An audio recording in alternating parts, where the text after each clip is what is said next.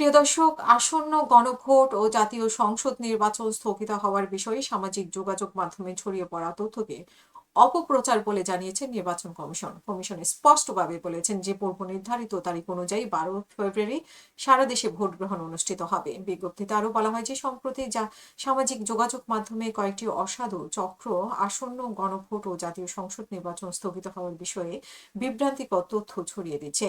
এ বিষয়ে নির্বাচন কমিশনের অবস্থান স্পষ্ট। আগামী 12 ফেব্রুয়ারি শেরপুর 3 আসন ব্যতীত দেশের 299 সংসদীয় আসনে জাতীয় সংসদ নির্বাচন ও গণভোট অনুষ্ঠিত হবে। ইসি জানায় যে নির্বাচন স্থগিতের বিষয়ে কোনো ধরনের সিদ্ধান্ত নেওয়া হয়নি। জনমনে বিভ্রান্তি সৃষ্টি করার উদ্দেশ্যে যারা ভুয়া তথ্য প্রচার করছে তাদের কথায় বিভ্রান্ত না হওয়ার জন্য দেশবাসীর প্রতি বিশেষভাবে অনুরোধ জানানো হয়েছে। বিজ্ঞপ্তিতে আরো বলা হয় যে নির্বাচনের সব প্রস্তুতি এখন শেষ পর্যায়ে রয়েছে।